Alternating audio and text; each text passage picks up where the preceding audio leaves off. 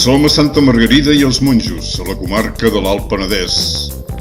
En el restaurant Paco esmorzarem i dinarem.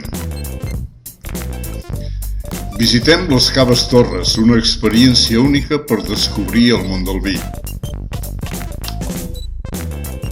Ens dirigim a la sala d'audiovisual per gaudir d'un vídeo de presentació i conèixer la història de la família Torres, que des de fa més de 3 segles, generació rere generació, s'ha dedicat amb esforç i passió a la vinya i a l'elaboració de vins de fama mundial.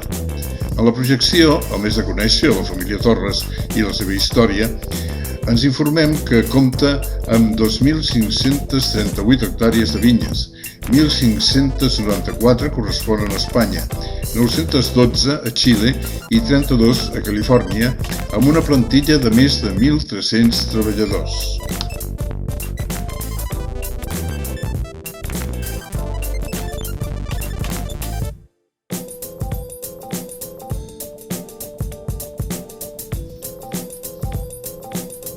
Des de la seu central a Vilafranca del Penedès, ja és present a més de 140 països. Aquest és el Mas La Plana. Des del trenet fem el recorregut per les diverses instal·lacions, per les vinyes de la finca Mas La Plana, on neix un dels vins negres més prestigiosos de Torres. Noves instal·lacions, zona de descàrrega del raïm, planta d'embotellats, nau d'envelliment. Per aprendre més sobre la història dels vins, ens endinsem en les entranyes de la terra per gaudir d'una sèrie de diorames que la tracten. Comença un nou dia per aquest monjo i per a tots els germans que treballen aquests camps, amb devoció infatigable. Fora els espera la seva tasca principal, la cura de les vinyes. Ens hem desplaçat al segle XII i recordem la ruta del Cister. Bodegues Torres comercialitza més de 50 marques entre vins blancs, rosats o negres, brandis, vins dolços i d'altres. Entre els més populars destaquen Vinya Sol, Sangre de Toro, De Casta, Corones i Vinya Esmeralda. Els brandis coneguts són Torres 5 i Torres 10 i el Torres 20, premiat en 2 ocasions com el millor brandi del món. Els últims llançaments al mercat són Natureo, vi amb només 0,5 graus, el vi de criança Rioja Ibèrics, la gamma Atrium i mereixen menció especial els vins de finca. Val la pena tastar-lo i gaudir del seu aroma i sabor. El celler.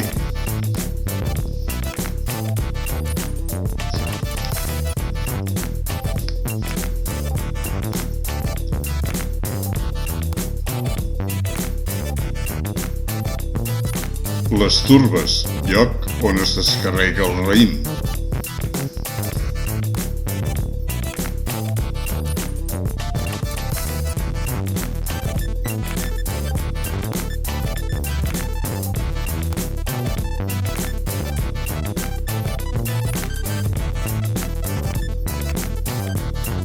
Barriques a la nau d'envelliment.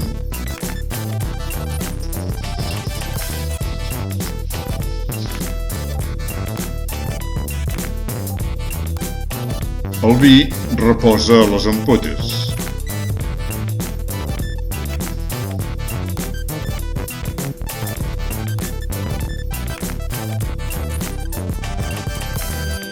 Al fons hi veiem Montserrat. Aquí tastarem un vi blanc excel·lent i visitarem la botiga.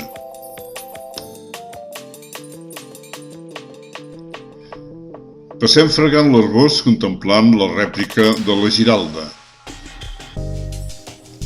Panoràmica del pantà de Foix, embassament que pertany al riu de Foix, creat per una presa situada al municipi de Castellet i la Gornal.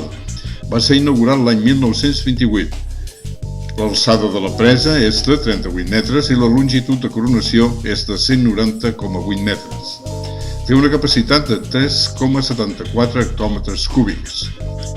La superfície d'embassament és de 67,9 hectàrees i la de la conca de 290 quilòmetres quadrats. Castellet, un poble petit, amb encant, és un carrer estret. Té una magnífica vista a l'horitzó. El seu símbol, el castell, un edifici recuperat, actualment seu de la Fundació Abertis. Es pot visitar fent reserva. La primera referència documental data de l'any 977 i tingué una gran importància estratègica fins al segle XVI.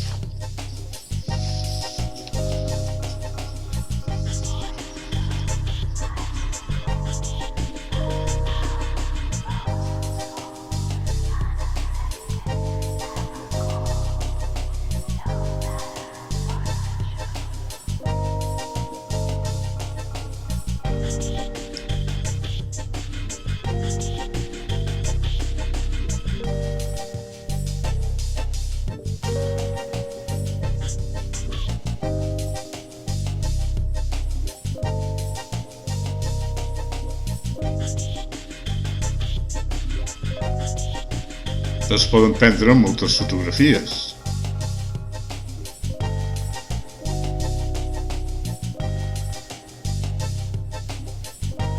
Una altra vista del pantà.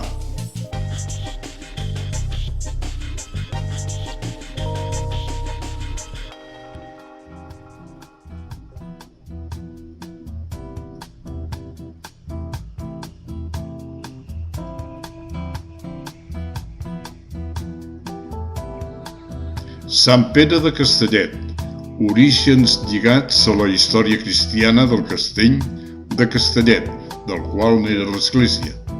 Apareix documentat per primera vegada l'any 1106, quan Ramon Berenguer III va cedir-la a Santa Maria de Solsona. Document dubtós. Sí que està afiliada amb la canònica solsonina en un document de 1151 sense cap mena de dubte.